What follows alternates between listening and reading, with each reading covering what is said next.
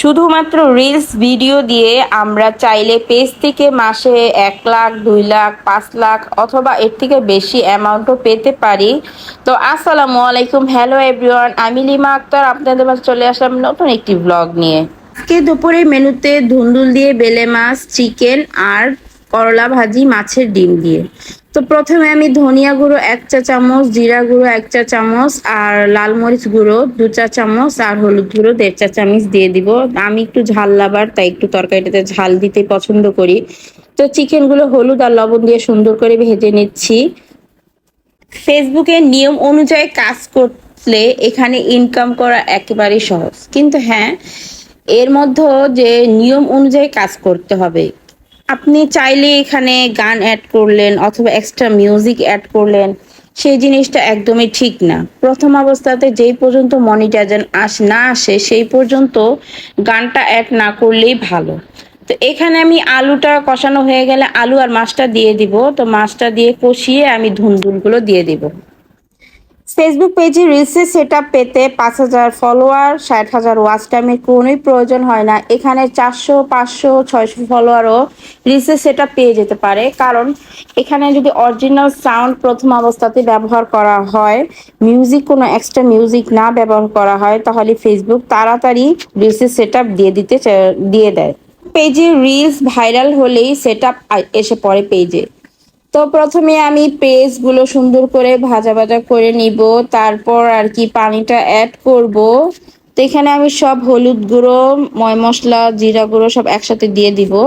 তো প্রথমে আমি হলুদ গুঁড়ো 1-2 চা চামচ, মরিচ গুঁড়ো 2 চা চামচ আর ধনিয়া গুঁড়ো 1 চা চামচ, জিরা গুঁড়ো 1 চা চামচ দিয়ে দিব। তারপর লবণটা স্বাদ মতো অ্যাড করেছি।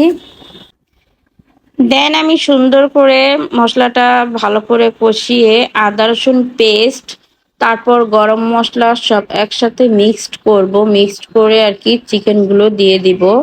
আর এদিকে আমার ধুন্দুলের তরকারিও হয়ে গেছে। তো এখানে আমি পানিটা অ্যাড করব।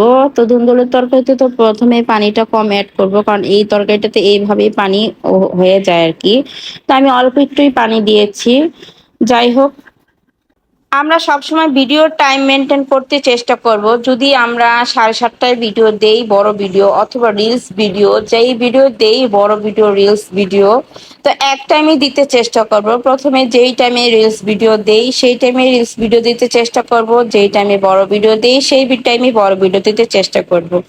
তো এগুলো হলে কি আমাদের পেজটা আর কি আর একটু ভালো হবে আর গ্রো হবে। আর আমাদের ফলোয়াররা যে একটা আছে যে এই টাইমটা আর কি ভিডিও আসবে, সেই জিনিসটা বুঝে যায় যে না, এই টাইমটা 7টা বাজে প্রতিদিন ভিডিও ছাড়ে, তো 7টা বাজে আসবে ভিডিওটা। তো এটা আর কি আমাদের পেজের জন্যই অনেক ভালো। তো এখানে আমার ধুন্দুলটা হয়ে গেছে, পরে আমি মাছটা দিয়ে ধনিয়া পাতাটা অ্যাড করেছি। তো এইদিকে আমার তরকারিটা হয়ে যাচ্ছে। অনেক ক্ষেত্রে টাইম এদিক সেদিক হয়ে যায়, কারণ সবারই হয়তোবা ছোট বাচ্চা আছে, সবাই ব্যস্ততা আছে, সেই ক্ষেত্রে হয়তোবা টাইম এদিক সেদিক হয়ে যায়। তাও আমরা সবাই চেষ্টা করব এক টাইমে ভিডিও আপলোড দিতে। এদিকে আমার চিকেনটাও হয়ে গেছে। চিকেনে আমি কি শাক বাটা দিয়ে দিব আর আর কি জিরা ফাঁকিটা দিয়ে দিব।